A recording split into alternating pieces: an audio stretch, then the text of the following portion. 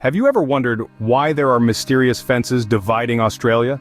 400 years ago, Dutch navigator Willem Janszoon first set eyes on this vast remote land, yet even today, Australia remains shrouded in enigma. Its unique geographical features, from the arid outback to the coastal cities, make it a place of stark contrasts. Yet perhaps the most perplexing aspect is the presence of immense fences stretching across the landscape. These fences, visible from space, slice through the country, sparking curiosity. Why were they built? What purpose do they serve? And why are they so extensive?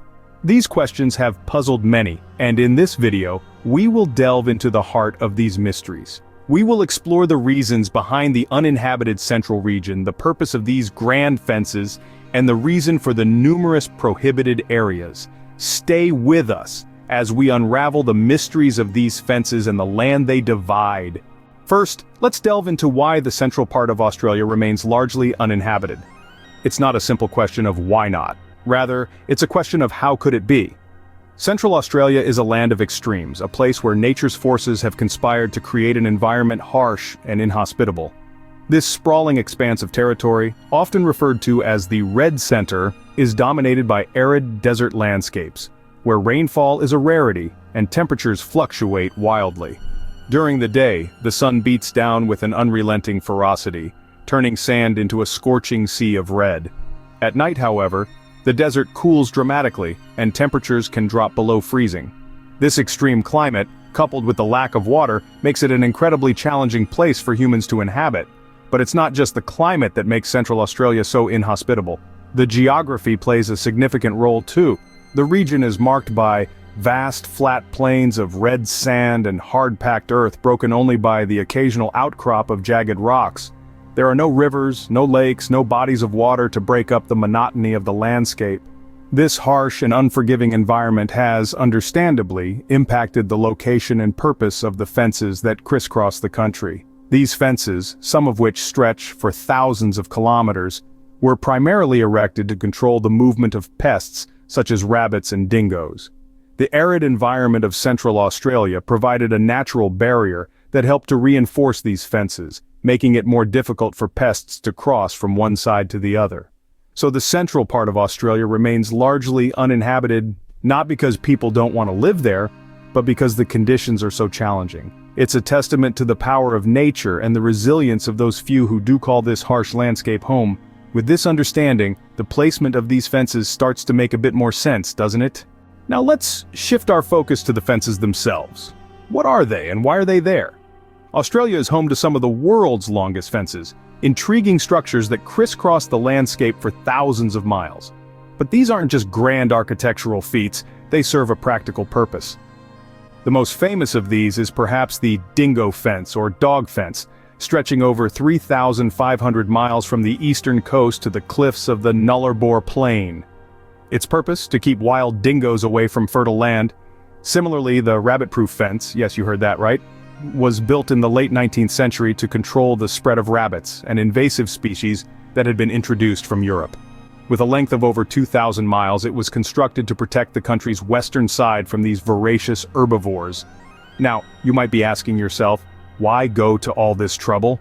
Well, these fences have played a massive role in shaping Australia's ecological balance. Take the dingo fence, for example.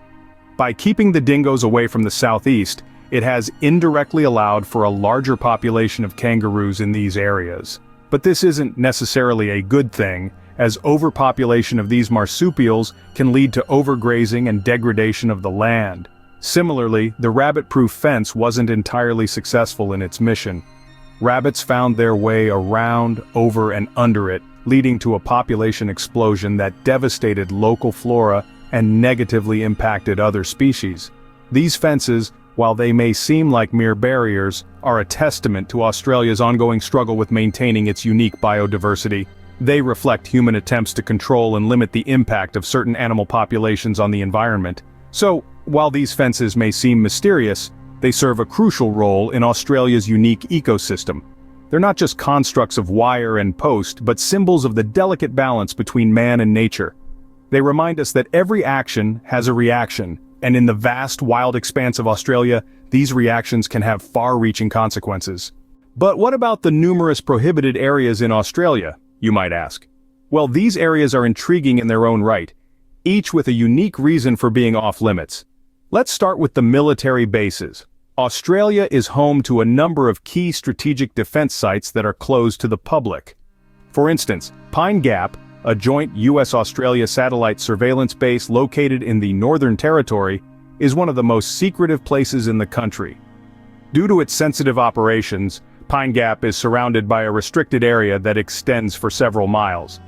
Then, there are the Aboriginal reserves.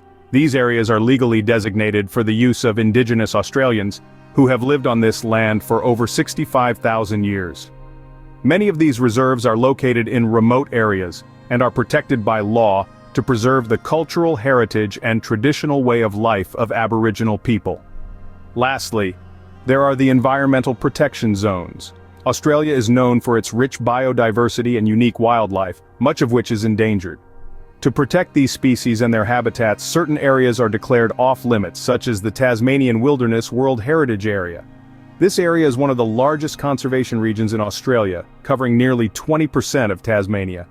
Interestingly, these prohibited areas also play into the placement and purpose of Australia's fences. For example, the famous dingo fence or dog fence was built in the late 19th century to protect fertile land in the south from wild dogs found in the north. This fence, which stretches for over 5,000 kilometers, runs through various restricted areas, including military bases and Aboriginal reserves. So you see, these prohibited areas are not just arbitrary no-go zones. They serve crucial roles in the defense, cultural preservation, and environmental conservation efforts of Australia. These areas, much like the fences that crisscross the continent, tell a story of a nation that values its security, history, and natural beauty. These prohibited areas too play a part in the grand scheme of Australia's fenced landscape. So, have we solved the mystery of Australia's dividing fences? As we dive deeper into this intriguing enigma, let's recap the main points we've discussed. Firstly, we delved into the uninhabited Central Australia, a vast and inhospitable land known as the Outback. Covering 4/5 of the country, it's an arid wilderness with extreme temperatures and scarce water supply. This harsh environment has made it nearly impossible for large-scale human inhabitation, leaving it largely untouched and under the reign of nature. Then, we moved on to the Great Fences of Australia. These aren't just random divisions, they serve a critical purpose. The most famous, the dingo fence or dog fence, was constructed in the late 19th century to protect the fertile southeast from the predation of dingoes, native wild dogs. Stretching over 5,000 kilometers, it's one of the longest structures in the world and a testament to human determination and ingenuity. We also touched upon the prohibited areas, zones shrouded in secrecy and restricted from public access. These include military bases, indigenous sacred sites, and areas of environmental significance. The restrictions serve to protect these sites from disturbance and maintain their integrity. Connecting these points, we can see that Australia's dividing fences and uninhabited central region are responses to the country's unique environment and historical circumstances. The fences protect valuable agricultural lands from wildlife, while the uninhabited center reflects the challenges of surviving in the harsh outback. The prohibited areas, on the other hand, safeguard sensitive sites and uphold respect for cultural and environmental values. So while we've unraveled some of the mysteries of Australia's dividing fences and uninhabited center, we've also come to appreciate the complexity and diversity of this remarkable country. However, as with any good mystery, there's always more to discover. While we may have answered some questions today, Australia remains a land of enchanting mysteries waiting to be explored.